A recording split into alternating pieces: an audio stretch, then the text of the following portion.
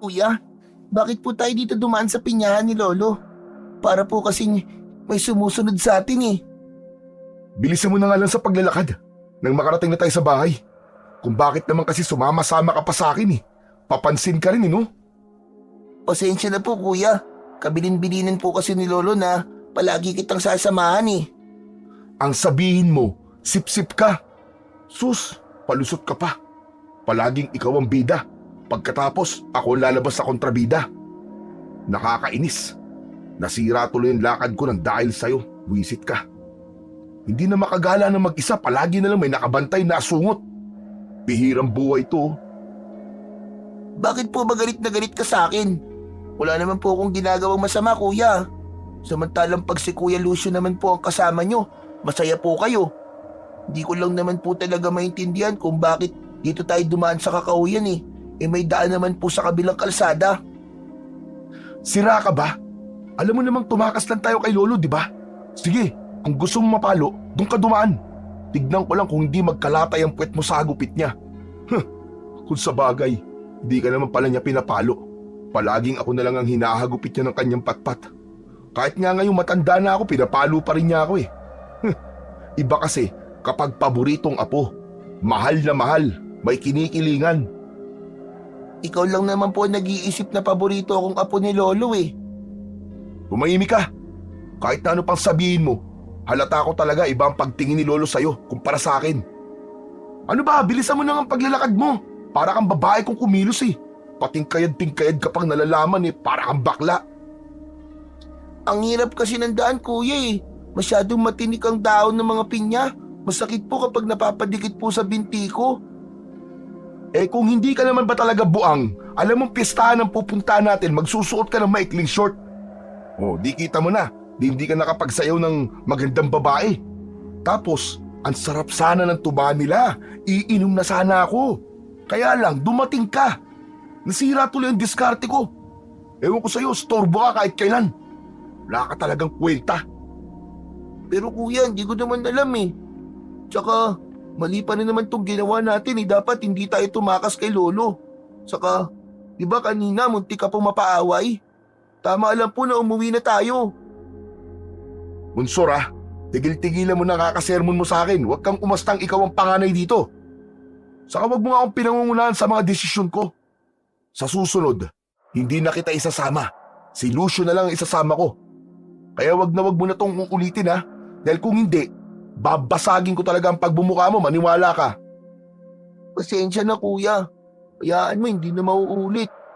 Hindi ko alam na mamasamain mo ang paghabol ko sa iyo eh. Nag-aalala lang naman ako eh, na maglalakad ka na mag-isa dito sa gubat. Marami pa naman pong namamatay sa lugar na to, na halos karamihan ay mga tanod ni Kapitan Omar. Sus! Palusot ka pa eh. Tigilan mo na nga kadramahan mo. Lalo ako naiirita sa'yo. Bahala ka na dyan. Kuya, sandali, hintayin mo ako. Huwag mo akong iwan dito. Che, bahala ka sa buhay mo. Dapat kanina pa kita iniwan dito nakakainis kang kausap. Kuya, wag mo akong iiwan dito, nakakatakot dito eh. Saka parang may mga nilalang na sumusunod sa atin. Kanina ko pa napapansin ang kulay itim na usok sa likuran natin eh. Hindi kaya may mga multo sa lugar na to? Di ba nga, may mga namatay na po dito eh. Paano kung hindi sila natatahimik at nagpaparamdam po sila sa mga taong dumadaan sa lugar na to? Kuya, natatakot ako, kinikilabutan ako kuya. Tumabi ka nga. Ang laki-laki ng tao, duwag ka. Pabisabi. Alisin mo ang kamay sa braso ko. Ano ba? Ako malapit na ako magduda sa'yo. Sabihin mo kagad sa akin kung bakla ka dahil ngayon pa lang, tutuwirin na kita ng suntok. Kuya, hindi ako bakla Lalaki ako, pero takot lang talaga ako sa mga aswang. Saka, kanina ko pa nga sinasabi sa'yo na may nilalang na nakasunod sa atin eh. Wala ka ba napapansin kuya? Sa mga galaw ng daon sa paligid natin? Tira ulo. Sa palagi mo ba sa lugar na to may aswang? Hindi ako naniniwala sa mga aswang-aswang tsaka multo-multo na yan. Tsaka tumigil ka na nga sa kaartihan mo Lalo ako naiirita sa'yo eh. Bakit po ba kayo nagagalit sa akin? Nag-aalala lang naman po ko na baka lalong magalit sa atin si Lolo kapag nalaman niyang tumakas ka at uminom ka ng tuba eh. Sa atin. Hindi ka pagagalitan noon. Kunwari ka pa. Paborito ka na matandang yun eh. Sa mata niya, ikaw palagi ang mabait at malalahanin. At ako naman, ako yung tarantado, ako yung siraulo. Tsaka, pakialam mo ba kung uminom ako ng tuba ha? Kuya naman, tama na. Parehas naman tayong mahal ni Lolo eh. Sus, kung hindi ko pa alam, madalas kanyang bilan ng mga bagong damit. Samantalang ako, nagkakasya na lang sa mga pinaglumaan ng matandang yun. Tapos sa ating dalawa, ako ang binata. Pero parang ako pa nagbumukhang gusgusin kaysa sayo eh. Sa isang liblib na baryo ng Katipunan ay may naninirahang mahusay na albularyo. Yun ay walang iba kundi si Lolo Daru. Kasama ang dalawa nitong mga apo, sina Fernan at Munsur. Hindi sila magkasundong magkapatid dahil pakiramdam ni Fernan ay mas mahal ng kanyang Lolo Daru, si Munsur.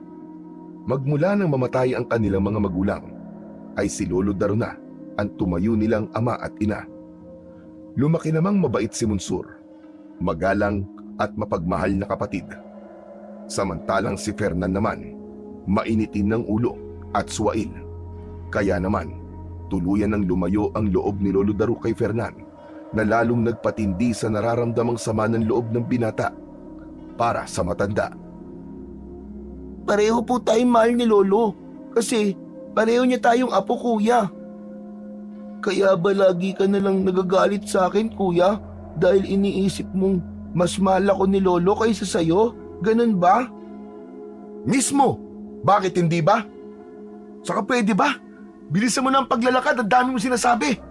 Malapit na ako mapikon sa'yo, kukunyata na talaga kita. Pero kuya, Wala nang pero-pero. Kaya lang naman kita sinama sa piyestahan eh. Dahil kahit sa mga kaibigan ko, ikaw ang gusto nilang makasama. Wisit, nakakainis. Lahat na lang na nagiging kaibigan ko, inaagaw mo. Diyan ka na nga! Umuwi ka mag-isa mo! Akma na sanang iiwan ni Fernan si Munsur sa gitna ng pinyahan nang mapansin niyang meron ngang kakaiba sa hangin. Bigla rin ang pagbundol ng kaba sa kanyang dibdib, pati na ang pananayo ng mga balahibo niya sa katawan. Idagdag pa ang nakakakilabot na itsura ng kulay itim na usok. Konti na lang ay halos sumayad na ito sa lupa. Nagpalinga-linga ang kanilang paningin sa paligid na parang may hinahanap. Kasunod ang mabahong amoy ng usok na hindi naman nanggagaling sa nasusunog na basura. Teka, kakaiba ang amoy ng usok na yun ah. Parang nanggagaling sa nabubulok na laman ng tao. kanina ko pa nga po yun sinasabi sa inyo, kuya eh. Pero hindi ka naman nakikinig sa akin. Pakiramdam ko po, hindi yun ordinaryong usok lang. Anak ng teteng, oo. Ito na nga ba ang sinasabi ko eh. Mukhang magkakatotoo na ang sinambit mo kanina tungkol sa mga aswang. Kuya, huwag ka na nagbibiro ng ganyan. Mas lalo ako natatakot eh. Bakit mukha ba ako nagbibiro? Seryoso ako. Saka ano naman ang mapapala ko kung tatakutin kita? Talaga napapansin ko rin na parang may kakaiba sa pinyahan ni Lolo Daru. Tara na nga, umalis na tayo dito. Bilisan na natin. Magsasalita pa sana si Fernan nang sa paghawi ng itim na usok sa kanilang nilalakaran ay nakita nila ang isang nilalang na nakaupo sa damuhan. Nakatalikod itong abala sa pagmuya ng kung anong matigas na pagkain. Rinig na rinig nila ang pagkadurog ng mga buto sa loob ng bibig nito. Natigilan ang dalawa at hindi agad nakapagsalita habang nakatingin pa rin sa kulay ubing balat ng halimaw. Kuya, anong klaseng hayop yan? Huwag kang maingay, Munsur. Baka marinig niya tayo. Hindi ko rin alam kung anong klaseng nilalang yan. Pinagmasdang mabuti ng magkapatid ang nilalang na abala pa rin sa ginagawa hanggang sa makita nila ang nakalitaw na dalawang paa ng isang hayop na nakapatong sa hita nito. Kasunod ang pagbato nito ng pugot na ulo ng isang unggoy na tumama naman sa paanan ni Munsur. Tangka na sanang sisigaw ang bata nang biglang iharang ni Fernan ang kanyang palad sa nakabukang bibig ng kapatid. Sabi na huwag kang maingay eh. Hindi ka pwedeng sumigaw. Kapag narinig niya tayo o naramdaman ng presensya natin, tayo ang lalapain ng halimaw na yan. Kailangan natin makapagtago at hintayin siyang umalis. Hinila ni Fernan ang kamay ni Monsur sa kadahan-dahang humakbang ng magagaan ang paa. Iningatan nilang huwag makagawa ng ingay sa kanilang nilalakaran. Nanginginig ang kanilang mga katawan nang dumapa sila sa lupa. Saktong pagkatago nila, ang paglingon naman ng nilalang sa gawin nila na para bang nararamdaman itong hindi ito nag-iisa sa lugar na yon. Nang wala itong nakita, ay muling ipinagpatuloy ng halimaw ang paglapa sa katawan ng unggoy. Winakwak nito ang tiyan ng hayop gamit ang matutulis nitong mga kuko. Saka dinukot ang lamang loob ng unggoy at dinala sa bibig ang mga bituka nito. Pati nga lang isinubo ng halimaw ang karne at umaangil pa habang ngumunguya. Inilabas pa nito ang malatubo nitong dila at ibinaon sa butas na dibdib ng hayop. Rinig na rinig nilang dalawa ni Monsur ang masarap na paghigop nito sa dugo ng biktima. Bago pinagpira-piraso ang katawan na isa-isang isinisilid sa malaki nitong bibig. Halos manlaki ang mga mata ni na Fernan at Monsur nang bigla itong naging usok na nagpagala-gala sa paligid.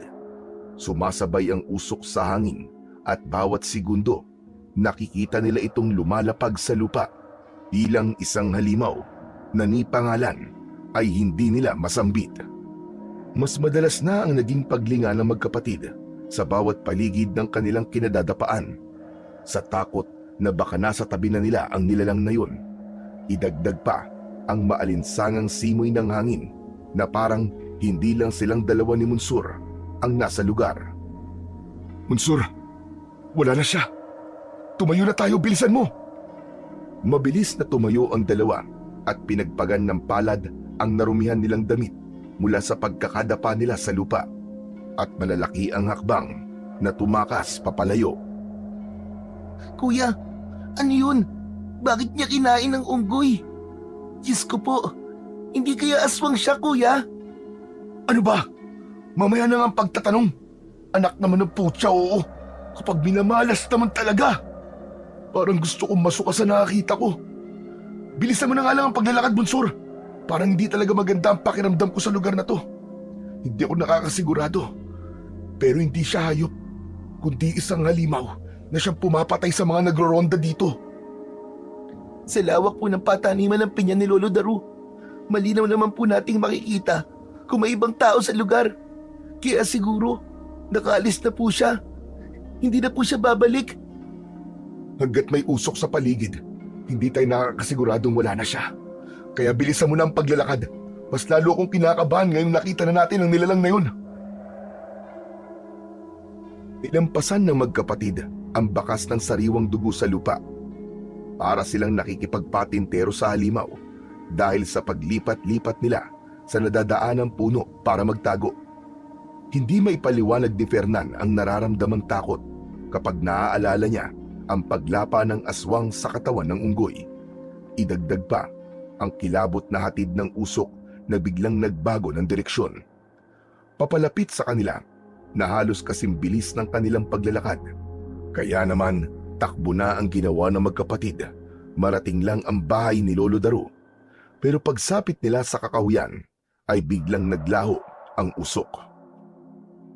Kuya, sandali. Hindi ako makahinga, kuya. Magpahinga na muna tayo. Hindi ko na kaya. Tanga ka ba? Hindi tayo pwede magpahinga dito. Nasa paligid lang ang nilalang na nagiging usok. Kaya tara na, umalis na tayo rito. Nakita mo naman kanina, biglang nagpalit ng anyo ang halimaw. Alam mo ikaw, kung di lang kita kapatid, kanina pa kita iniwan dito. Hinayaan na lang sana kita mapahamak. Magsasalita pa sana si Fernan nang makita niya sa likuran ng kanyang kapatid ang usok na nakita nila sa gitna ng pinyahan. Halos manlaki ang kanyang mga mata nang mula sa pagiging usok ay bigla itong nagsahalimaw. Lumapag ang paa nito sa lupa ng dahan-dahan, kaya hindi yun nararamdaman ni Monsur. Napapalunok siya ng laway na hindi makapagsalita. Para siyang nakakita ng mabangis na hayop na ni paggalaw ng kanyang katawan ay hindi niya magawa. Bigla ang panginginig ng kanyang tuhod na tanging pagtaas lang ng kanyang hintuturong daliri ang nagsisilbing hudyat sa kapatid. Kuya, ano ba nangyayari sa'yo? Bakit namumutla ang labi mo? Saka nang lalaki rin ng mga mata mo. Ano ba kasing tinitignan mo sa likuran ko, kuya? Nang lumingon si Monsur para tignan ang bagay na kinatatakutan ng kanyang Kuya Fernan, ay maging ito ay natulala sa itsura ng nilalang. Nakatayo pa rin ito sa likuran ni Monsur na ngayon ay nasa harapan na nila. Kitang-kita na nila sa malapitan ang anyo nito. May mapupulang mga mata na nakangising nakalabas ang malalagari nitong mga ngipin. Makinis ang kulay ubi nitong balat na kung ihahambing sa hayop ay kahawig ng katawan ng manala o octopus. Ang mga kamay ay may mahahabang kuko, idagdag pa ang malatubo nitong dila. Umalingaw-ngaw sa kagubatan ang malakas nitong paghuni na lalong nagpalitaw sa malaki nitong bibig na halos umabot sa batok nito. Nagkamali ako. Totoo pala talagang may aswang. Kuya, takbo na! Sa isip ng dalawa ay mabilis silang tumatakbo pero hindi sila nakakaalis sa lugar. Ayaw sumunod ng kanilang mga paa. Umakbang ng pasulong ang nilalang na nasa kanilang harapan. Dahan-dahan din ang kanilang pagakbang paatras na hindi inaalis ang paningin sa mukha ng halimaw. Umatungal ito na parang baka, kaya ang mga natutulog na ibong panggabi ay nabulabog sa mga tirahan. Kanya-kanyang liparan sa impapawid na parang nararamdaman ang matinding panganib sa paligid. Hindi na nga nagdalawang isip si Fernan. Mabilis na siyang tumakbo at iniwan si Monsur. Iniligtas niya ang kanyang sarili habang ang kapatid ay umiiyak na tinatawag ang pangalan niya. Babalikan na sana ni Fernan si Monsur nang makita niyang bigla itong sinakmal ng kagat sa balikat. Kitang-kita niya ang pagbaon ng mga pangil ito sa laman ng kapatid. Kasunod ang pagbulwak ng dugo nito na mabilis kumalat sa kulay puti nitong damit. Halos magwala ang kanyang kapatid sa tindi ng nararamdaman nitong sakit, pero malakas ang halimaw kaya hindi makaalis si Monsur. Monsur! Dala ng takot at matinding pag-aalala ay sinugod ni Fernan ang kinatatayuan ni Monsur para iligtas ito. Pero naramdaman niya ang paninigas ng kanyang tuhod na hindi niya magawang maiakbang ang kanyang mga paa papunta sa kanyang kapatid. Nakatingin lang itong umiiyak na halatang nasasaktan sa kagat ng aswang. Parang mababaliw si Fernan sa tindi ng kanyang pag-aalala nang makita niyang bumagsak sa lupa si Monsur. Kasunod ang paghabol ng pagkagat ng nilalang sa nabutasang balikat ng kanyang kapatid. Agad siyang naghanap ng kahoy na ihahampas dito. Kaya kahit may nakadikit pang mga tuyong dahon ay hindi na nag-aksaya ng oras si Fernan. Magkakasunod niyang pinag-ahampas ang ulo nito gamit ang hawak niyang sanga ng kahoy. Bumaon ang matutulis na sanga sa ulo ng nilalang kaya nabitiwan ito ang kanyang kapatid. Namimilipit sa sakit si Monsur habang hawak ang nasugatang bahagi ng balikat nito. Ayop ka! Layuan mo ang kapatid ko! Halimaw ka! Umalis ka sa tabi niya! Kung hindi, wawasakin ko ang ulo mo gamit ang kahoy na to! Imbis na tumigil, ay umangil pa ang nilalang na parang asong galit. Walang ano-ano, ay bigla nitong binuhat ang nakahigang si Monsur. Kuya! Kuya, tulungan mo ako! Anong gagawin mo sa kapatid ko, hayop ka? Bitiwan mo ang kapatid ko! Itinaas ng halimaw ang katawan ni Monsur, saka ibinalibag sa katawan ng puno. Sa lakas ng pagkakahampas ng katawan ni Monsur, ay parang naramdaman na rin ni Fernan ang matinding sakit na naramdaman ng kapatid. Bumagsak ito sa lupa habang habol ang sariling hininga, saka nawalan ng malay na lalong nagpatindi sa galit ni Fernan. Demonyo ka! Pagbabayaran mo ang ginawa mo sa kapatid ko! Dahil sa mga sinabi ni Fernan, ay bumaling ng tingin sa kanya ang aswang. Napaatras siya ng hakbang nang makita niyang nagsausok ito. Sa isang kisap mata ay nasa harapan na niya ang nilalang. Nakangising nakabuka ang bibig habang malakas na sumigaw sa kanyang muka. Halos malanghap na niya ang mabaho nitong hininga. Dumikit pa sa kanyang katawan ang malapot nitong laway na may kasama pang dugo na nanggaling mismo sa kanyang kapatid. Nalantad ang malalagari nitong ngipin, kaya't nasilip niya pati ang lalamunan nito. Dahil hawak niya ang kahoy na ginamit niya kanina, ubod lakas niyang ipinasak sa bibig nito ang sanga. Napaatras ang nilalang habang pilit na tinatanggal ang nakatusok na kahoy sa kanyang lalamunan. Kaya naman, sinamantala niya ang pagkakataon na yon para lapitan ang nakahigang si Munsur. Napaluhod siyang iniharang ang palad sa dumudugo nitong sugat, habang ang halimaw ay panay ang pagwawala sa hindi matanggal-tanggal na kahoy sa bibig nito. Tulungan niyo kami! Pakiusap! Tulungan niyo ang kapatid ko! Sinalakay kami ng halimaw! Tulungan niyo kami! Natigil sa pagsigaw si Fernan nang makita niyang nabunot na ng halimaw ang kahoy sa bibig nito, kasama ang malapot na laway na tumulo pa sa lupa. Umalingaw-ngaw ang malakas nitong pag-alulong na parang tunog ng asong nasasaktan, saka sumugod sa kinaroroonan nila ni Munsur. Gigil na hinawakan nito ang kanyang balikat, saka mabilis na sinakmal ng kagat. Nanuot ang kirot ng unti-unting pagbaon ng ngipin nito sa kanyang kalamnan, habang naririnig niya ang tunog ng paghigop ng halimaw sa kanyang dugo.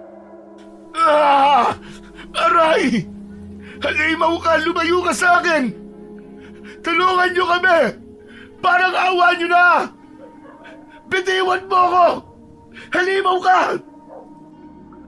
Ang malakas na sigaw ni Fernan ang nagsilbing ingay sa tahimik na gabi na yon. Gusto man niyang makatakas, pero hindi niya maiwan ang walang malay na kapatid. Maigpit din ang pagkakakapit ng kamay ng nilalang sa braso niya, kaya't nararamdaman niya ang masakit na pagbaon ng mga kuko nito sa kanyang balat. Idagdag pa ang mahahaba nitong mga pangil na patuloy na bumabaon sa kanyang balikat. Pakiramdam niya, pinupunit ang kanyang kalamnan na parang sinasaksak ng pako sa tindi ng kirot. Ramdam na ramdam niya ang pag-agos ng mainit na likido mula sa kanyang sugat. Habang nakaluhod siya sa lupa, nararamdaman niyang nagkamalay si Munsur. Gumapang itong papalapit sa kanya, na pilit tinatanggal ang nakasubsob na ulo ng halimaw sa balikat niya. Bitiwan mo ang kuya ko! Bitiwan mo ang kuya ko! Tumakas ka na, Munsur! Iwan mo na ako dito! Bilisan mo! Humingi ka ng tulong! Humingi ka ng tulong! Bilisan mo! Hindi kita iiwan dito, kuya! Lumaban ka! Pinagsususuntok ng maliit na kamao ni Munsur ang nakasubsob pa ring nilalang sa balikat ni Fernan. Pero walang nagagawa ang kapatid sa lakas ng halimaw. Kaya naman mabilis itong dumampot ng kahoy at ipinalo sa ulo ng nilalang. Nanlalaki ang mga mata ni Munsur nang makita nitong dumugo ang ulo ng aswang at umangil na parang galit na aso. Akma na sanang tatayo ang halimaw para atakihin si Munsur nang bigla naman itong kinabid ni Fernan sa ulo, saka magkakasunod na pinagsususuntok niya ang mukha nito. Tumakas ka na, Munsur! Iligtas mo ang buhay mo! Kuya! Ano pang hinihintay mo? Umalis ka na! Kailangan mo makawala dito! Kahit kailan wala ka talagang kwenta! Humingi ka ng tulong! Baka sa mukha ng kapatid ang matinding pag-aalala para sa kanya. Kaya pagkatapos sigawan ni Fernan si Munsur, ay halos magkandara pa ito sa pagtakbo. Bagay na ipinagpasalamat ni Fernan na kahit hindi sila magkasundo, ay hindi rin naman niya hahangarin na masaktan ang kanyang kapatid. Tinanaw na muna niya ang kapatid, saka muling ibinaling ang paningin sa nagwawalang halimaw. Habang hawak niya ang sariling sugat, muling umatake sa kanya ang aswang na lumundag sa kanyang tiyan, dahilan para mabuwal siya sa kinatatayuan. Muling bumaon ang pangil nito sa kanyang hita. Ubod lakas niya tong sinipa sa muka, kaya't pati haya itong bumagsak sa damuhan. Sinamantala niya ang pagkakataon na yon para makatakas. Dahan-dahan siyang tumayo, kaya lang hindi niya inaasahan na may darating pang isang nilalang nakamuka ng nauna.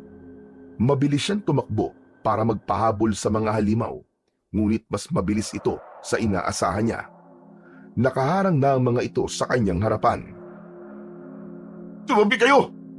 Mga hayop kayo! Huwag kayong lalapit! Huwag kayong lalapit!" Umalingaw-ngaw ang malakas na pag-alulong na parang asong nauulol. Maya-maya pa ay dumating na rin ang isa pang nilalang na nag-aagawan pang umatake sa kanya.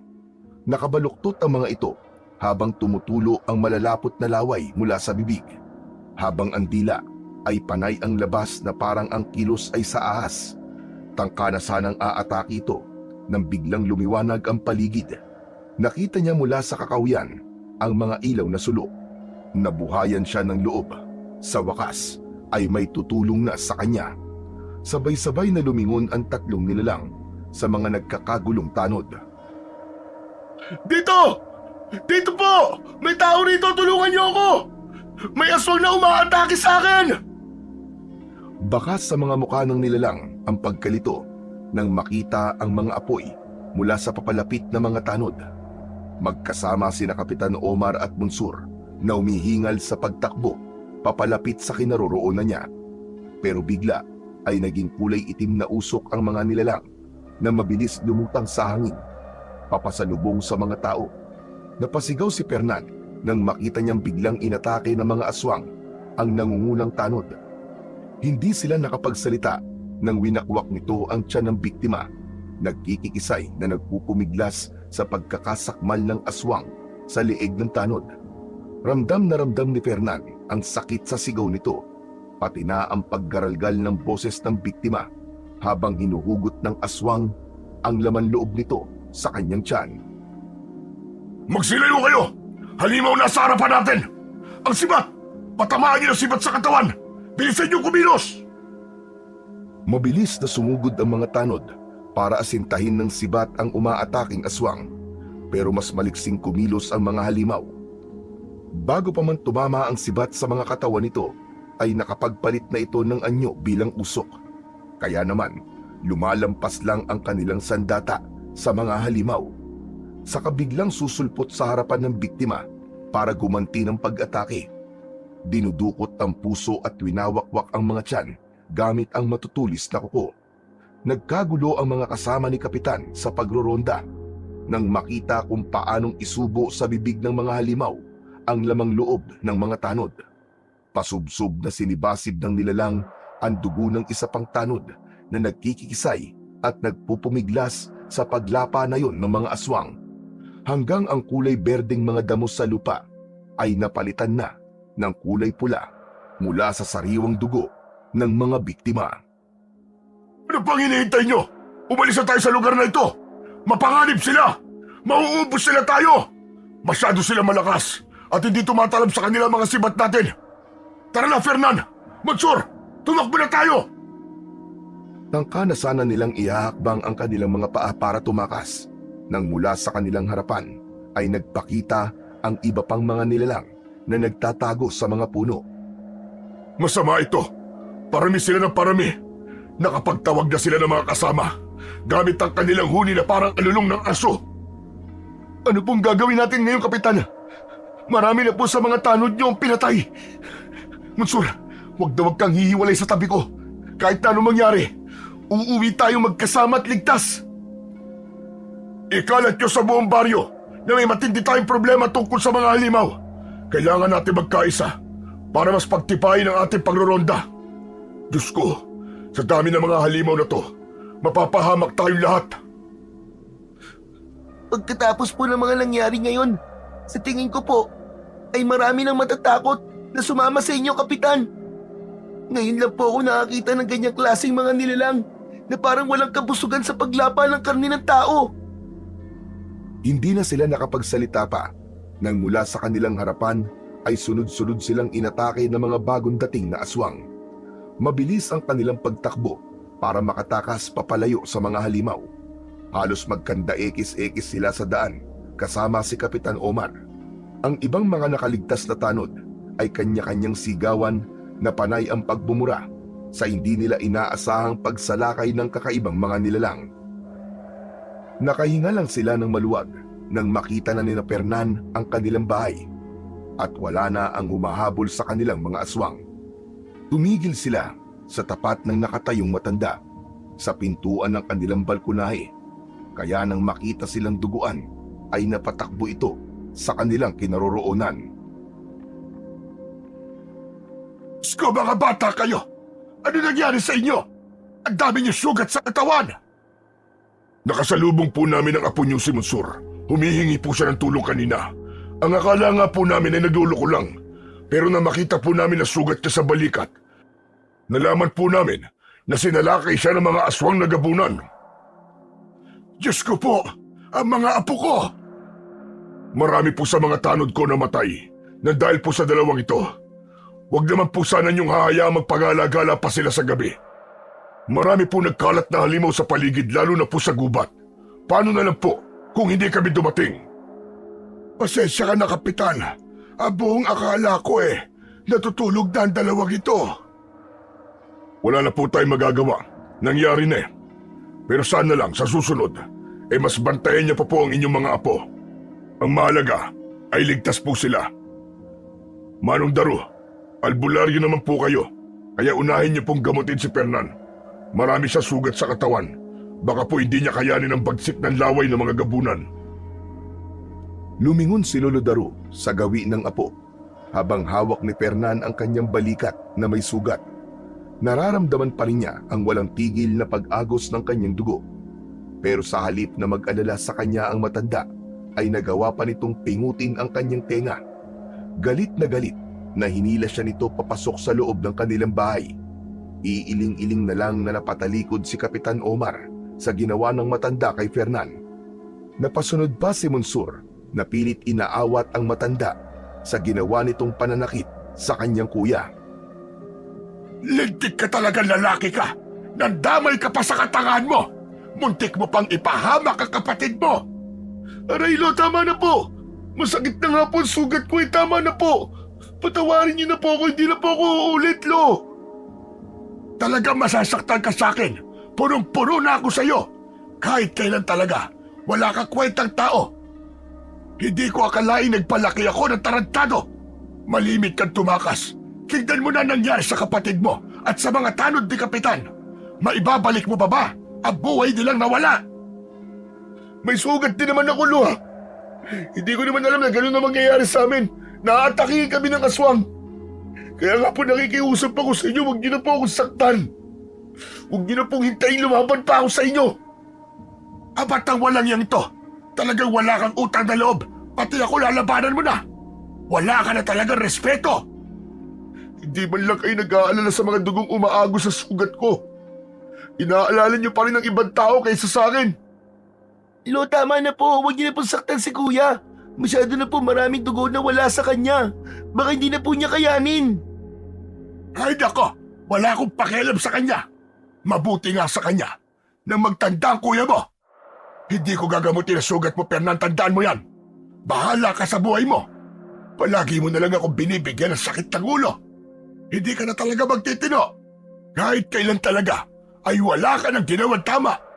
Pinagsisisiyan kong inalagaan pa kita. Sana kasama ka na lang namatay ng iyong mga magulang. Pagod na ako sa kakaintindi sa katigasan ng ulo mo. Sana nga po, namatay na lang ako kaysa maramdaman araw-araw ang inyong panunumbat sa akin. Oo, pinalaki niyo ako. Pero wala kayong karapatan na saktan ako tuwing makakagawa ko ng pagkakamali. Lolo ko lang kayo. Wala kayong karapatang saktan ako. Kuya, tama na, sumusobra ka na. Masyado nang masakit ang mga salita na lumalabas sa bibig mo. Tumigil ka! Isa ka pa! May sasakit pa ba sa ginagawa ng matandang to sa akin? Tignan mo nga ang sitwasyon ko. Mauubusan na lang ako ng dugo. Pero sinasaktan niya pa rin ako.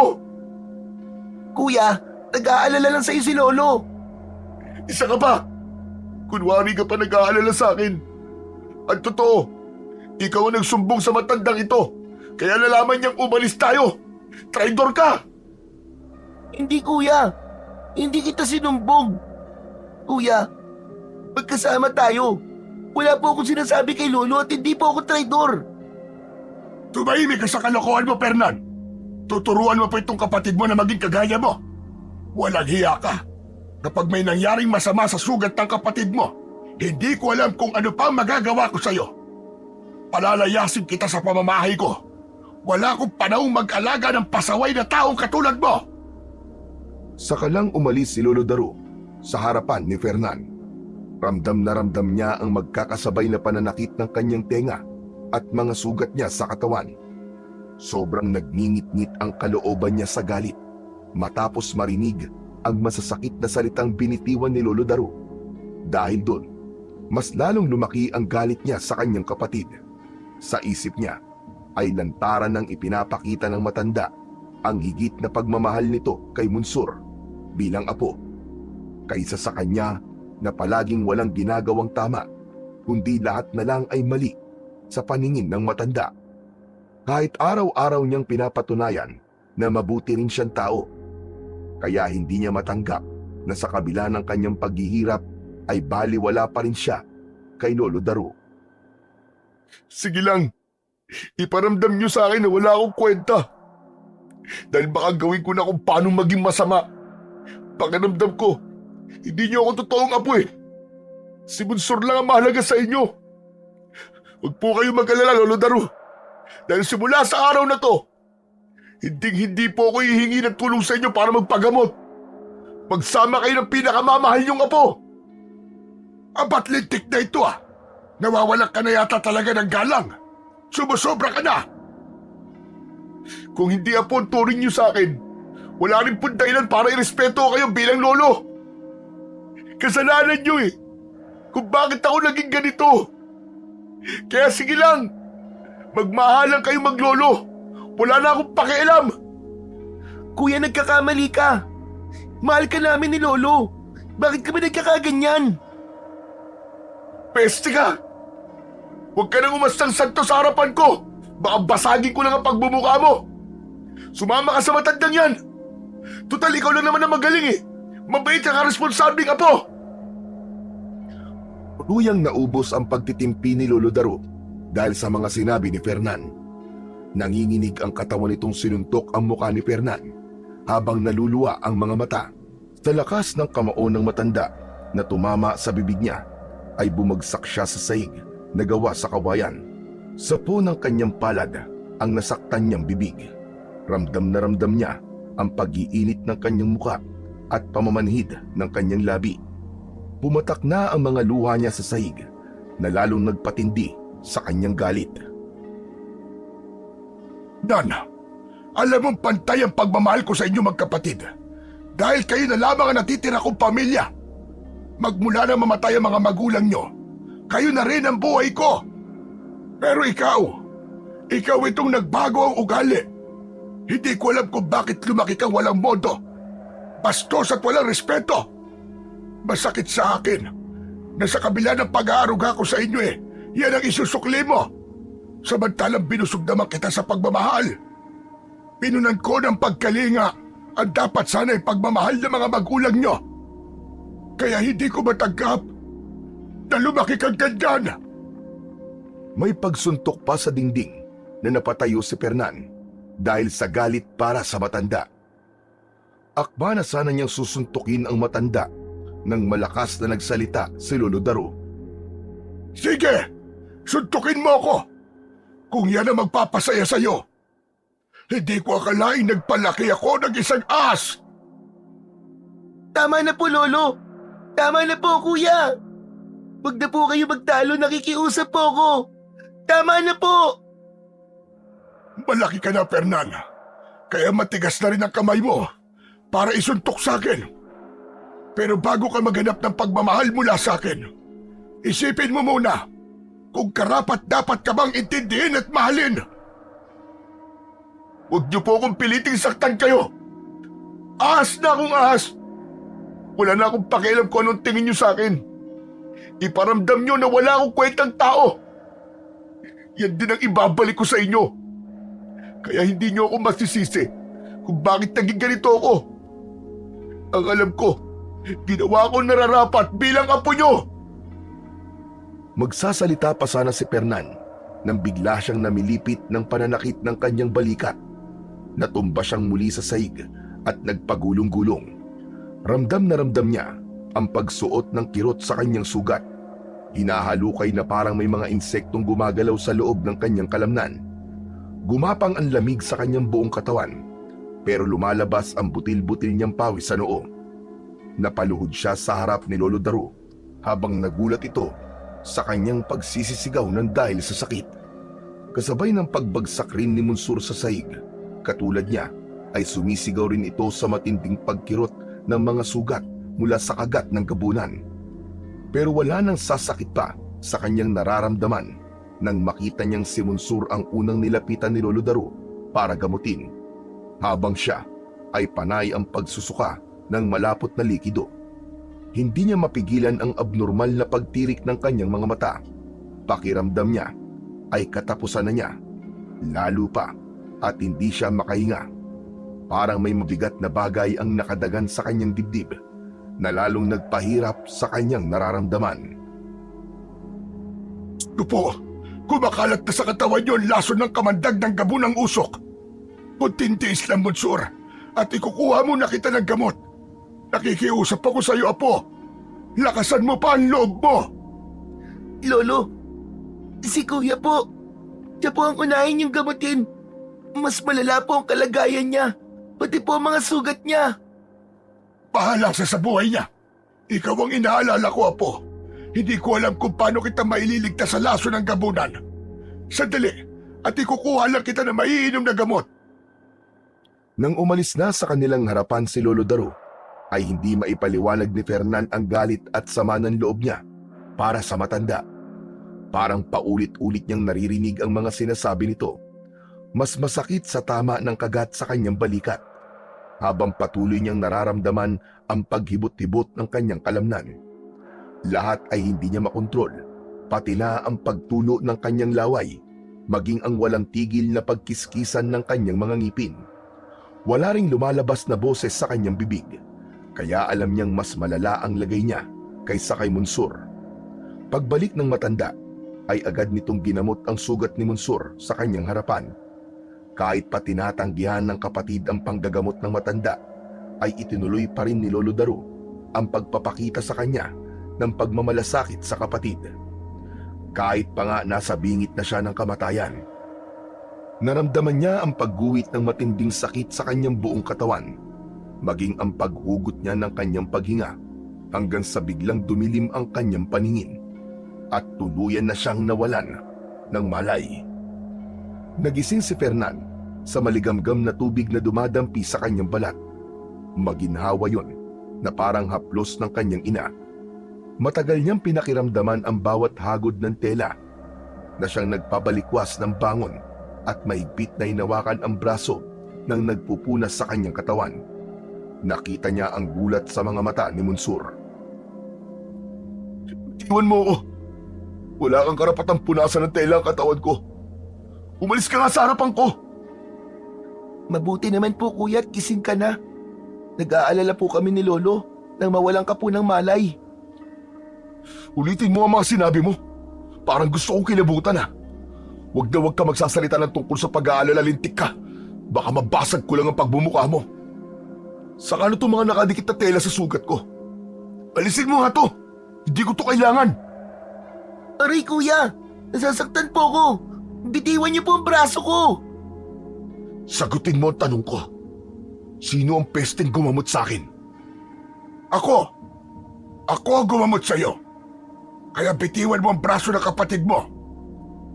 Sagot ni Lolo Daru sa tanong ni Fernan. Kapapasok lang nito sa pintuan ng kanyang kwarto.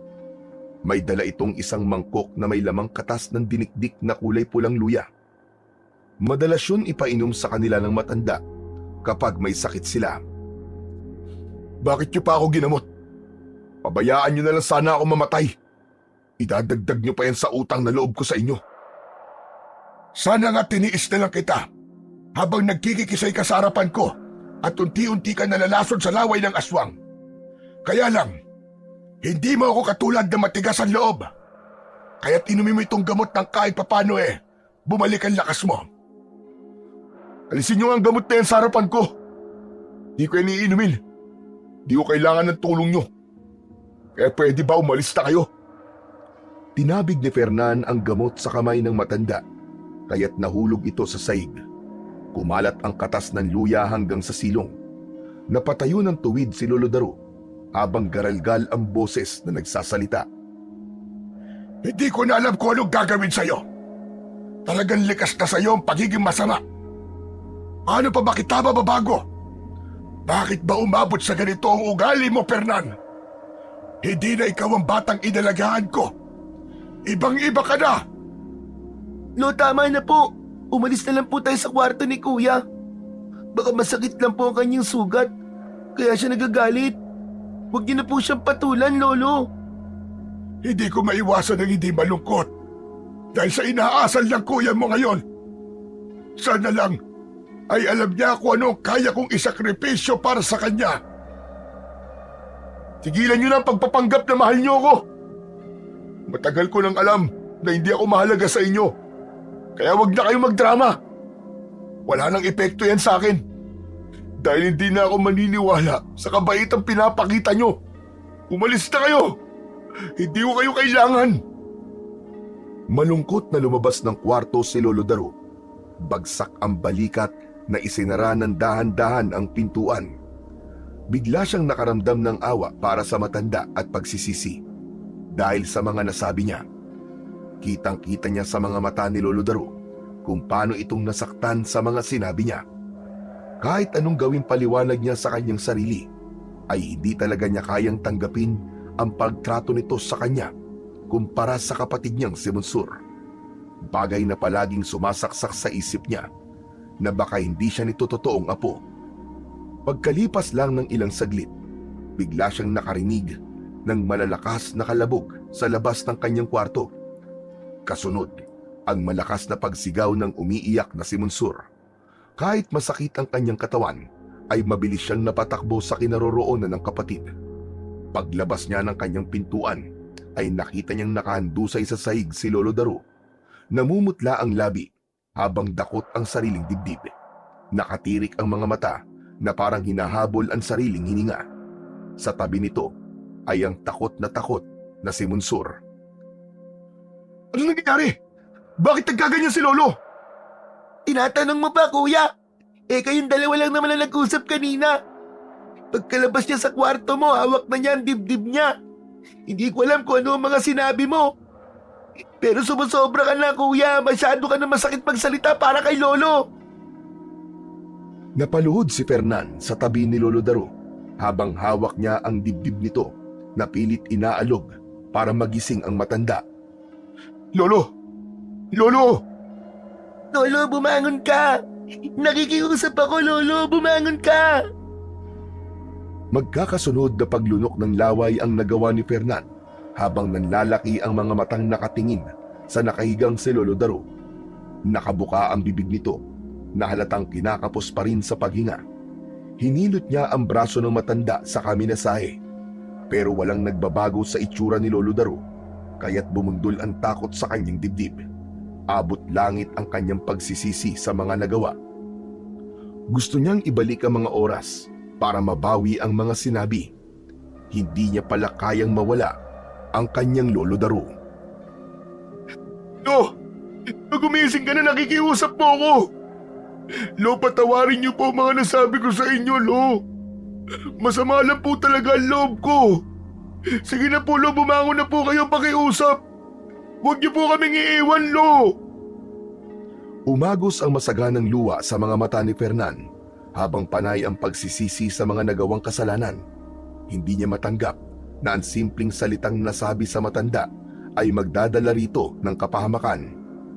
Tuluyan nang nawalan ng malay si Lolo Daro at natanggal ang kamay nito sa pagkakahawak sa dibdib. Kaya naman, hindi niya malaman ang gagawin kung paano niya gagamutin ang matanda. Nanginginig ang mga kamay na panay ang kalug niya sa katawan ni Lolo Daro. Kasalanan mo ito, Kuya. Kasalanan mo to. Kapag may nangyaring masama kay Lolo, ikaw ang mananagot. Ikaw ang sisisihin ko. Oo na! Oo na, kasalanan ko! Kasalanan ko na. Hindi mo na kailangan ulit-ulitin. Tanggap ko na. Ako na ang masamang apo. Ikaw na ang mabait. Ano, masaya ka na ba? Hindi ko sinasadya na masaktan si Lolo. Kaya wag mong ipamukha sa akin. Nakasalanan ko ang mga nangyari.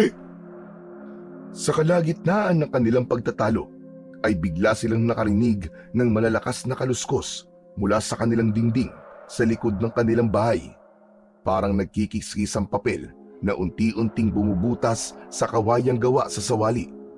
Nagkatinginan sina Fernan at Munsur nang bigla silang napatigil sa pag-iyak. Muling naulit ang ingay sa likod ng kanilang bahay hanggang sa kusina. Ilang sandali pa ay may pumasok na itim na usok, pati na ang pag-alingasaw ng mabahong amoy ng nabubulok na laman ng tao. Saktong pagkatayo ng magkapatid ay siya ring paglitaw ng nakangising nilalang sa kanilang harapan. Naglalaway itong nakatingin sa kanila habang mapupula ang mga mata. Kuya! Gabunan! May gabunan sa loob ng bahay natin! Diyos ko! Ngayon pa sila atake kung kailan may problema tayo kay Lolo! Hindi na nga natapos pa ni Fernan ang kanyang sasabihin nang bigla sila nitong sinunggaban. Pero saktong paglundag nito ay ang mabilis namang pagtayo ni Lolo Daro. Nilapitan nito ang palakol na pansibak ng kahoy. Parang walang nangyari na nagawa nitong paluin ang likod ng gabunan gamit ang palakol. Halatang nagdrama lang ang matanda para makuha ang atensyon ni Fernan. Nanlalaki ang mga mata ni Fernan nang makita kung paanong nakipaglaban si Lolo Daro sa gabunang nakapasok sa kanilang bahay. Anak ng putya! Arte ng palang lahat! At talaga nagsabuatan pa kayo, Munsur! Hindi na hinintay pa ni Fernan na sumagot ang matanda at kapatid niya. Sa halip, inagaw na niya ang palakol sa kamay ni Lolo Daro. Pinalo niya ang gabunan sa ulo, kaya napasubsob ito sa saig. At sa huling paghampas niya ng palakol, bumaon ang talim nito sa noo ng aswang. Hindi na nagawa pa ng gabunan na bumalik sa pagiging usok dahil nagkikisay na itong nakatirik ang mata. Umaangil na parang asong nauulol na nakalabas ang malalagari nitong mga ngipin, habang ang mga kamay ay walang tigil sa paggalaw. Pilit na tinatanggal ang palakol na nakabaon sa noo nito. Pero sa tuwing nahahawakan ng halimaw ang puluhan, ay nababawi rin ito ang mga kamay na parabang napapasok sa hawakan ng sandata. Magaling ang ginawa mo, Fernan! Nakaganti ka rin sa mga aswang na kumagat sa'yo! At magaling din po ang ginawa niyong dalawa ni Munsur na pag-arte sa harapan ko. Akala ko talaga mamamatay na kayo dahil sa mga nasabi ko. May patirik-tirik pa kayo ng mga mata. Yung pala hindi naman totoo. Ang mahalaga, nalaman kong hindi mo rin pala ako matitiis kapag bigla ko nalagay sa panganib. Nakukuha niyo pang tumawa. Kanina lang muntik pa akong atakihin sa puso dahil sa takot. Huwag niyo na pong uulitin yun, ha? Hindi talaga magandang biro yun, Lolo. Wala na siguro maisip na ibang paraan si Lolo, kuya. Para na magkasundo kayo. Sana po talaga nagkaayos na kayo. Isa ka pa, Munsur. Nadala ako sa mga pag-iyak-iyak mo. Para talaga kayong mga sira. Pasensya ka na at patawarin mo na kung mas matimbang ang pagtingin ko sa kapatid mo. Ganyan na ganyan rin ang nararamdaman kong takot nang makita kitang nawalan ng malay kanina. Saka ko lang naisip na sumobra din ako sa pagtrato sa iyo ng masama. Kuya, mahal ka namin ni Lolo. Ikaw lang naman po talaga masyadong madamdamin. Mga sira kayo. Naisahan niyo ako dun, ha? Sus, tatawa na yan. O tama na yan. Ang mahalaga ay nakapatay tayo ng isang gabunan. Simula pa lang ito ng kanilang panggugulo sa inyo. Hindi nila kayo titigilan hanggat hindi nila kayo napapatay. Lalo pat natikman na nila ang lasa ng inyong dugo. Lolo, ano po bang klase ng gabunan ang umatake sa atin? Ang gabunang usok ay isang nilalang na walang kinatatakutan dahil higit na mas malakas sila sa ibang mga kauri nila. Hindi mo basta-basta mararamdaman ang kanilang presensya dahil yun talaga ang kanilang kakayahan. Mapapatay mo lang sila kung palakol ang gagamitin mo sandata laban sa kanila at nagtataglay ka ng mutya ng pinya. Ang kadalasang kinakain ng mga gabunan ay ang mga buntis o di kaya mga batang malapit ng mamatay dahil sa marubang karamdaman. Nakakakilabot na mga nilalang pala mga gabunan. May sakit na nga. Talagang tutuluyan pa nilang patayin. Hindi ba at karamihan sa mga may sakit ay hinahangad nilang mamatay na? Kaya naman, mabilis nilang nalalapitan ng mga ganong uri ng tao. Ang mga taong naghahangad ng kamatayan ang siyang palaging nilalapitan ng mga gabunan. Katulad ng mga sinabi mo kanina, kaya tayo inatake ng aswang. Saka ang iba pang kakayahan nito ay ang pagpapalit ng anyo bilang isang mabangis na aso para naman makapambiktima ng mga lalaking walang asawa. Lolo naman Halata naman pinaglololoko niyo na naman ako Totoo mga sinasabi ko, Fernan. Hindi talaga sila kumakain ng mga babaeng birhen. Ang gusto nila ay yung may anak sa sinapupunan, pati na mga binata na nalawayan na nila. Lolo, yung nasabi niyo po, tungkol po sa mutya ng pinya, ano naman po yun? Ang mutya ng pinya ay may kakayahang makita ang hindi nakikita ng mga ordinaryong tao. Sa sandaling maitali mo ito sa iyong noo, ay makikita mo ang mga gabunan ng walang kahirap-hirap. Kahit nasaan yung aso pa sila o di kaya naman ay isang usok, nagliliwanag ng kulay dilaw ang mutya ng pinya na masakit naman sa mata at katawan ng mga gabunan. Wala po kami mutya kanina, Lolo, pero nakikita namin ang usok. Dahil sadya silang nagpapakita sa biktima. Pero kapag naglaho sila o kahit saan magpunta, madali silang nahahanap ng may suot ng mutya. Kaya nga ang pinya, sinasabing maraming mata, yun din ang epekto ng mutya. Pati po ba itong palakol na ginamit ko sa gabunan ay may matinding epekto rin po sa mga aswang? Tama ka, Fernan.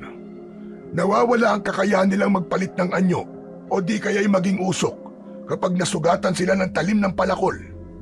Pero kung masasaktan mo sila sa anyong aso, hindi naman sila makakabalik sa totoo nilang anyo. At ang mas nakakapangamba pa sa mga nilalang na ito, kaya na nilang mag-anyong tao sa araw at sa gabi lang nila hindi napipigilan ang pagiging gabunan. Maliban kung ikaw ay isang anak o pinuno ng aswang. Pinagmasdang mabuti ni Fernan ang itsura ng nakadilat na gabunan. Sa kanya hinawakan ang palakol na nakatarak pa rin sa noo nito.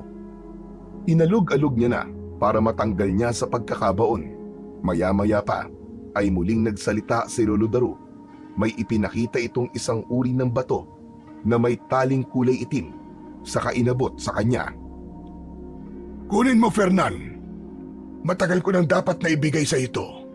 Kaya lang, palagi ako nawawalan ng pagkakataon dahil palaging nauuwi sa ating pag-aaway ang ating pagkikita. Bago namatay ang iyong ama, ay ibinigay niya yan sa akin. Ang bilin niya, ikaw raw ang dapat na mga laga ng kanyang mutya na dati ko nang ipinamana sa kanya. Ano po ang bagay na to, Lolo? Yan ang mutya ng pinya na sinasabi ko. Sige na po, subukan mong isuot sa ulo mo nang malaman mo kung ano kapangyariang taglay ng mutya na yan. Teka, bakit ko naman po isusuot ang kwintas na to? Wala po akong balak, Lolo, na tumanggap nito. Natatakot po ako. Si Monsur na lang po ang gumamit nito. Hindi maaari. Tanging ang panganay lang na anak na lalaki ang kailangan magmana ng aking mutya. Saka hindi yung kwintas, kundi isang pantali sa ulo bilang pangatlo mong mata. Kapag suot mo yan, wala nang ligtas sa iyo ang mga gabunan. Pasensya na po, Lolo. Pero hindi ko talaga yan matatanggap. Wala pong dahilan para magpakabayani ako sa baryong to. Ang gusto ko po ay katahimikan ng buhay ko. Kung hindi mo to tatanggapin, wala akong magagawa. Kaya lang, papatayin ka pa rin nila dahil nalasahan nila ang dugo mo. Palagi ka nilang pupunteriyain, pero wala akong balak na ipagpilitan sa iyong mutya. Dahil wala rin naman itong bisa kapag hindi bukal sa loob ng tagapagmana ang pagtanggap. Ang bihira naman, paano ba to? Hindi. Pasensya na po talaga, Lolo. Mas makabubuti po siguro na itago na lang po niyo ang mutya. Wala talaga akong balak na makipaglaban sa mga aswang. Nakakatakot po ang kanilang mga itsura. Kanina nga lang po naduwag ako tapos mangangalaga pa ako sa mutya. Pero kuya, paano na lang po kung muli tayong salakayin ng mga gabunan? Wala ka man lang pong sandata laban sa kanila. Pabayaan mo na siya, Mansur. Naniniwala ako matatanggap niya rin ang mutya. Kagaya ng pagtanggi din ng iyong ama noon. Halika kayo, tulungan niyo ako buhatin ang katawan ng halimaw para isurrender natin kay Kapitan. Wag na po lolo, sunugin na lang po natin. Abala din po si Kapitan ngayon dahil sa mga namatay niyang mga tanod. Tsaka nakakahiya po kasi isa po kami sa dahilan ng pagkalagas ng mga tanod niya. Pagkatapos magkasundo, ay sinunog na lamang nila ang gabunang napatay ni Fernan. Sakto naman na dumating ang kaibigang si Lucio na anak ni Kapitan Omar. Humahangos itong nagmamadali sa paglapit kahit masyadong madilim pa rin ang paligid. Malapit lang ang bahay ng kaibigan sa kanilang kubo, kaya nalaman din agad nito ang mga nangyari sa kanila. Nang makalapit ito sa kanilang kinaroroonan, ay nakatingin ito sa hukay na may umuusok na mga sanga ng kahoy na siya nilang ginamit para sunugin ang katawan ng aswang. Bagong kaibigan ni Fernan si Lucio, na bihira naman makipagkwentuhan sa kanya. Halos gabi lang sila nagkikita ni Lucio.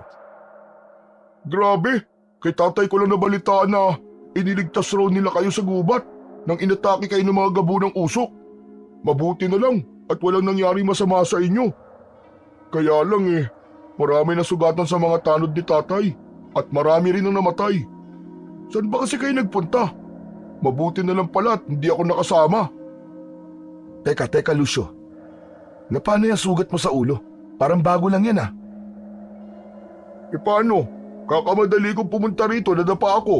Ayan, tumama tong ulo ko. Sobra kasi ako nag-aalala sa inyo Mabuti na lang talaga at nakita kayo ni tatay. Kaya nga utang namin kay Kapitan ang buhay naming magkapatid. Kung hindi dahil sa kanya, baka pinaglalamayan lang kami ngayon. Ang ipinagtataka ko lang, alam na ni Kapitan na masyadong delikado ang kanilang ginagawa. Pero bakit patuloy pa rin sila nagro-ronda sa gubat? Hindi lang naman itong unang beses na may namatay sa mga tanod niya, di ba? Pero hanggang ngayon, hindi pa rin nila napipigilan ang pagsalakay ng gabunan. Ang tungkulin ay tungkulin iyo. Kaya kahit delikado, ay kailangan itaya ni Kapitan ang kanyang buhay para sa ikatatahimik ng ating baryo. Pero parami naman po ng parami ang mga nauulila dahil sa mga gabunan. Baka isang araw, magising na lang po tayo na wala nang gustong sumama kay Kapitan dahil takot nang magronda sa gubat. Ang mabuti pa kaya, Lolo, umalis na lang po tayo sa lugar na to. Paano naman na maiiwan kong ari-arian sa lugar na ito?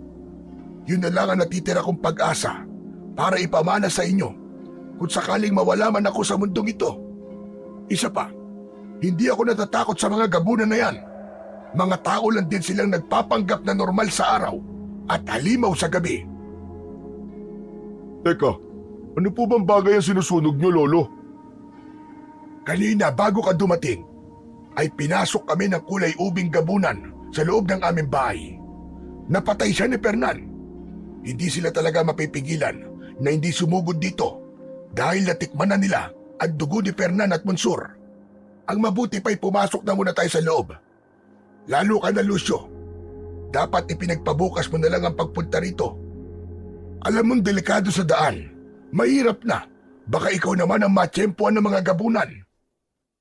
Huwag po kayo mag-alala. Uuwi rin po ako agad.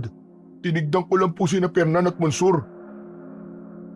Sige pare, papasok na ako sa loob ng bahay. Umuwi ka na. Bukas na lang tayo mag-usap. Naiwan si Lucio sa tapat ng balon na pinagsunugan bago pumasok ang tatlo sa loob ng kanilang bahay. Hindi nila napansing umalis na rin si Lucio. Kaya naman, mahigpit na isinara ni Fernan ang kanilang bintana at pintuan, saka nagpaalam kay Lolo Daru para matulog. Nang gabing yun, ay hindi dinalaw ng antok si Fernan. Hindi niya makalimutan ang mga nangyari sa kanila sa gubat, pati na ang tungkol sa mutya, maging ang pagkawala ng sakit sa kanyang sugat. Hindi niya alam kung paanong natanggal ni Lolo Daru ang kakaibang epekto ng lason mula sa kamandag ng mga gabunan. Idagdag pa, ang nakita niyang pamumutla ni Lolo Daru nang magkunwari itong inaatake sa puso kanina. Para kasing totoo, dahil napansin niyang namumula ang dibdib ng matanda. Sa inis niya ay napabangon siya sa pagkakahiga. Dahan-dahan niyang binuksan ang pintuan ng kanyang silid. Haakbang na lang sana siya palabas nang bigla niyang narinig ang boses ni Lolo Daru. Kausap nito si Monsur na panay ang dikdik ng luya sa maliit na lusong. Sumilip siya at nakita niyang magkaharap ang dalawa sa lamesa at seryosong nag-uusap. Lolo, bakit nagkunwari po kayo kanina? Alam kong totoong inatake kayo ng sakit na nanggaling sa laso ng kamandag ng gabunan. Pero imbis na magpahinga kayo, ay nagkunwari pa kayo kay kuya na malakas ang katawan. Huwag mo na akong alalahanin. Ayos na ang pakiramdam ko. Wala naman akong ibang gusto, kundi ang maligtas ang kapatid mo. Kahit ako na lang ang mamatay. Sana'y magkasundo na kayo magkapatid at tanggapin ng kuya mo ang mutya. Saka lang mapapanatag ang loob ko. Pero lolo, paano po kung ang paninikip ng dibdib nyo ay gawa po sa kamandag ng laso ng gabunan na sinipsip nyo po sa sugat ni kuya? Bakit po ba yun ang naisip nyong paraan para mailigtas si kuya? Hindi naman po tuklon ng ahas yun na kailangan nyong sipsipin. Talagang delikado po ang ginawa nyo. Saka, ano na lang po mararamdaman ni kuya kapag nalaman niya yun? Kaya nga mas makakabuting ilihim mo na lang ito sa kanya. Nakita mo naman na masama rin ang loob niya sa'yo. Dahil pakiramdam niya ay mas inaasikaso kita kaysa sa kanya. Tsaka baka kung ano pa ang isipin niya. Huwag na natin dagdagan pa ang galit niya. Nanigas ang binti ni Fernan nang marinig niya ang sinabi ni Lolo Daru kay Monsur. Nagkamali siya ng pagkakaintindi. Dahil kaya siya gumaling ay dahil sinipsip ng matanda ang kamandag sa kanyang mga sugat at ang paninikip ng dibdib nito ay ang palatandaan na baka nakainom ito ng lason mula sa gabunan. Indikasyong lumipat sa katawan ng matanda ang epekto ng laway ng halimaw. Nakuyom niya ang sarili niyang kamao habang naririnig pa rin niya ang usapan ng dalawa. Mahal na mahal ko kayo magkapatid. Bago ako, ay kayo muna ang iisipin ko. Matanda na ako, apo, at natatakot akong iwanan kayong dalawa nang hindi magkasundo.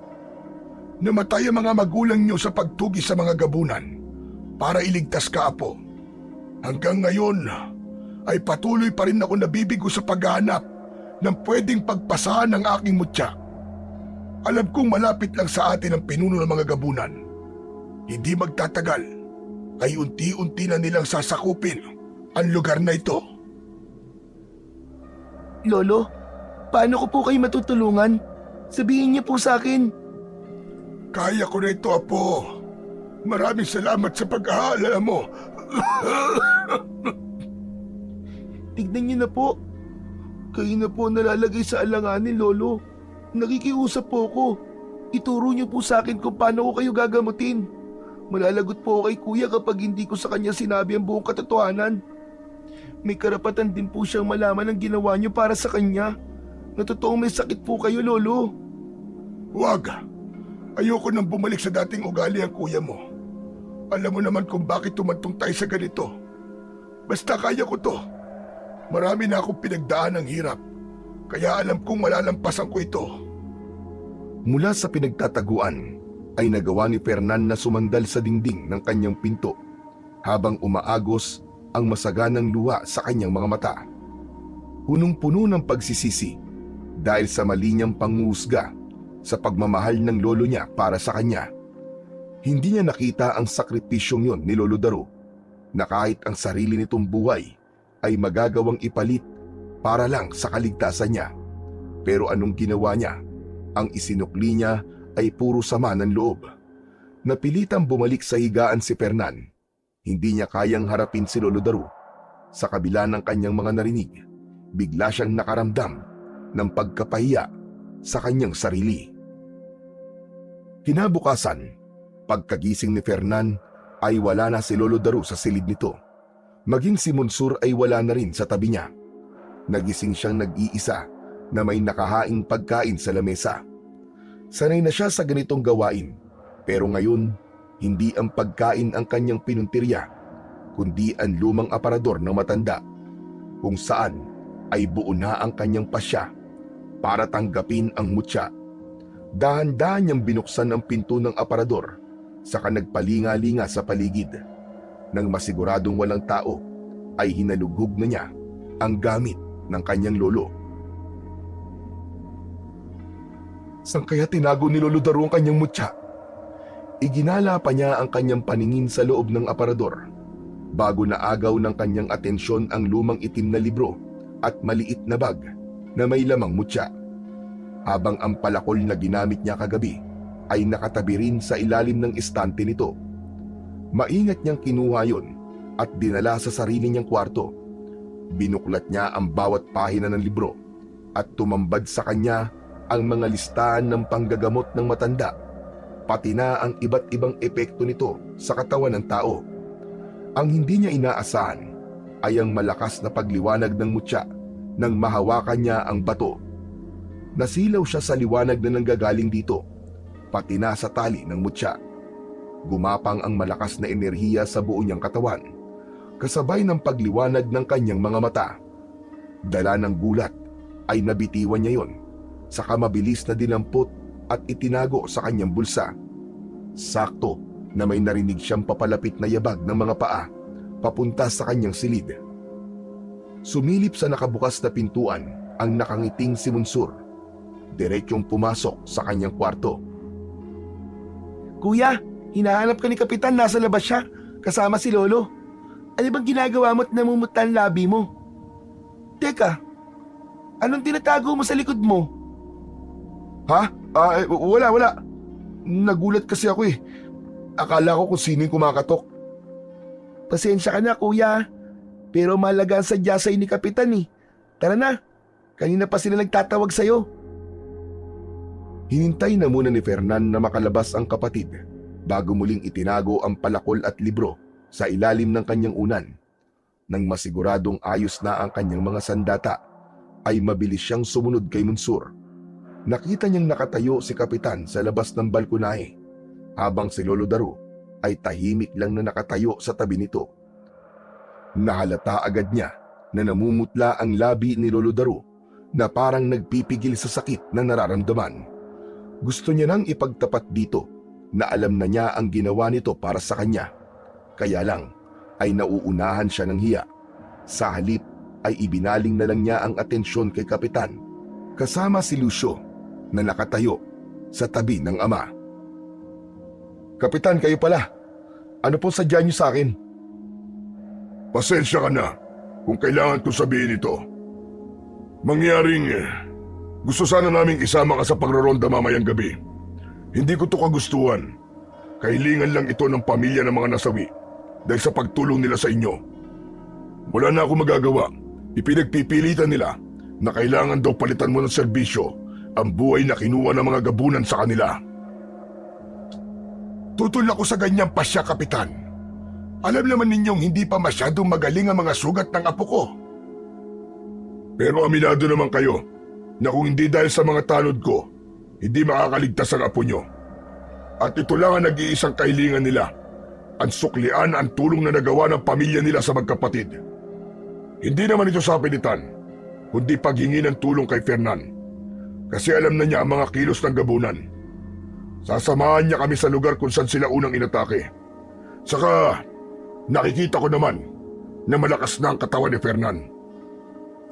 Ganun po ba dapat? Kapag tumulong kailangan may kapalit? Pasensya na, pero sumusunod lang ako sa kagustuhan na mas nakararami. Kahit isang gabi o 2 gabi lang, para hindi na lumaki ang gulo. Isa pa, nagbabanta sila na kung hindi mo kami sasamahan, Fernan, mapipilitan silang palayasin kayo sa bahay na ito. Aba, hindi naman yata tama yan. Wala silang karapatang gawin yun sa amin. Nagpapasalamat kami dahil iniligtas niyo ang apo ko.